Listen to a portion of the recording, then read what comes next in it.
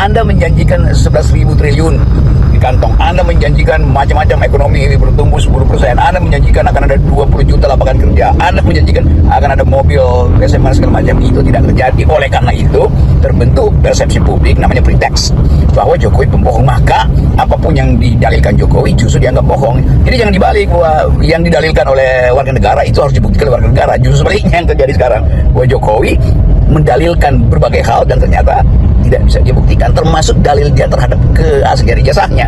Begitu cara melihat problem ijazah Jokowi. Jadi jangan dibalik-balik seolah Indonesia ini akan chaos kalau Jokowi tunjukin ijazah. Apa di mana reasoningnya itu kan argumen tolol, argumen bodoh. Sorry. We walk the talk, not only talk the talk.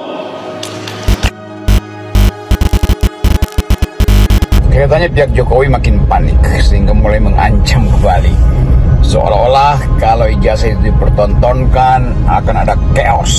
Dari mana keterangan psikologi harus dinyatakan bahwa rakyat kita itu kegilaan ijazah Jokowi? Yang ingin diketahui publik adalah kejujuran Jokowi, bukan ijazahnya tuh. Jadi kalau Jokowi berulang kali tidak jujur, maka orang menganggap bahwa bahkan terhadap ijazahnya dia tidak jujur. Kita mesti baca itu ada pretext, sebetulnya pretext psikologi pada publik. Pretext artinya pandangan awal bahwa Jokowi tukang bohong. Karena itu orang nggak percaya, maka minta dibuktikan. Karena itu dasar ini kan bukan soal pidana di mana saya atau publik mendalilkan maka dia mesti membuktikan. Yaitu dalam urusan hukum antar individu. Ini bukan antar individu. Jokowi itu tidak dituntut untuk memperlihatkan ijazahnya sebagai individu yang bernama Joko Widodo, bukan. Tetapi sebagai kepala negara yang harus mengikuti prosedur administrasi negara. Jadi sekali lagi, filosofi ini nggak dipahami oleh lawyer Jokowi. Warga negara bertanya, Anda punya ijazah apa tidak tuh? Itu dasarnya. Kenapa mesti bertanya begitu? Kan nggak sopan bertanya begitu. Percaya aja lah, kau juga punya ijazah. Oh iya, percaya, tetapi reputasi Jokowi adalah pembohong. Kan itu dasarnya kan. Anda menjanjikan 11.000 triliun di kantong, Anda menjanjikan macam-macam ekonomi bertumbuh 10%, Anda menjanjikan akan ada 20 juta lapangan kerja, Anda menjanjikan akan ada mobil SMA segala macam. Itu tidak terjadi. Oleh karena itu terbentuk persepsi publik namanya pretext bahwa Jokowi pembohong, maka apapun yang didalilkan Jokowi justru dianggap bohong.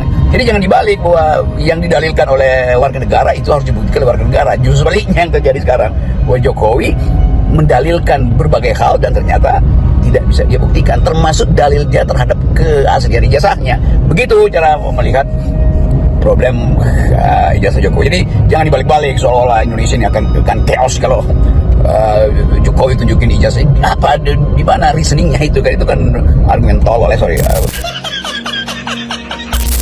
We walk the talk, not only talk the talk. Ini udah 2 tahun udah korban dan orang menganggap bahwa ya seandainya pun kasus ini dihentikan karena dianggap bahwa barang yang dipersoalkan itu tidak memenuhi unsur untuk dinyatakan sebagai barang, artinya ijazah itu untuk dinyatakan sebagai palsu, maka tidak ada delik. Tapi masalah yang lebih dari itu adalah soal apakah sah kepemilikan dari barang yang asli itu, kan itu intinya tuh. Jadi bukan barangnya yang sekarang dipersoalkan, tetapi kepemilikan barang itu.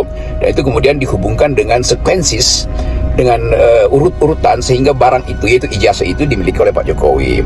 Roy Suryo benar, dia mesti mulai dari skripsi, dia mesti mulai dari pembimbing, dia mesti mulai dari segala macam hal yang pada akhirnya dianggap bahwa memang sangat mungkin bahwa Presiden Jokowi pada waktu mahasiswa itu memiliki ijazah, tetapi apakah itu ijazah yang dimaksud sebagai ijazah yang palsu atau bukan? Jadi ini soal kepemilikan ijazah itu.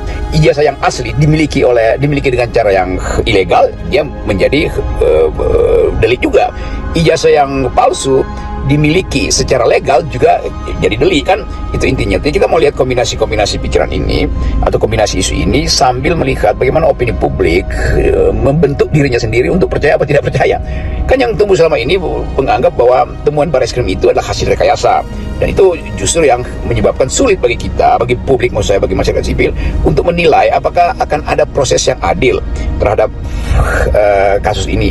Apakah Barreskrim satu-satunya laboratorium yang paling modern untuk mendeteksi dan membuat kesimpulan saintifik bahwa itu adalah asli, kan itu tetap harus dipertanyakan. Karena yang kita tahu dalam cara berpikir metodologi pembuktian ada dua cara pembuktian verifikasi atau pembuktian falsifikasi. Verifikasi artinya cari sebanyak mungkin unsur yang memungkinkan identifikasi itu dipastikan identik. Falsifikasi sebaliknya, cukup cari satu masalah, satu poin untuk membatalkan sesuatu yang diklaim otentik, kan itu dasarnya. Jadi dalam verifikasi dikumpulkan sebanyak mungkin bukti supaya terlihat bahwa presentasi keterandalan itu betul-betul, atau reliabilitasnya itu betul-betul memungkinkan orang untuk mengaku itu asli itu. Sebaliknya dalam proses falsifikasi cukup dicarikan satu cacat maka seluruh konsep tentang kebenaran itu batal tuh. Jadi kita masih akan melihat bahwa debat ini akan jadi debat panjang di dalam cara-cara pembuktian akademis, dan apalagi kalau kita tahu bahwa ilmu pengetahuan tumbuh terus. Sesuatu yang dimungkinkan dibuktikan benar bisa dibuktikan salah 8 jam kemudian, karena setiap 8 jam ilmu pengetahuan bertumbuh secara metodologi maupun secara teknik pembuktian.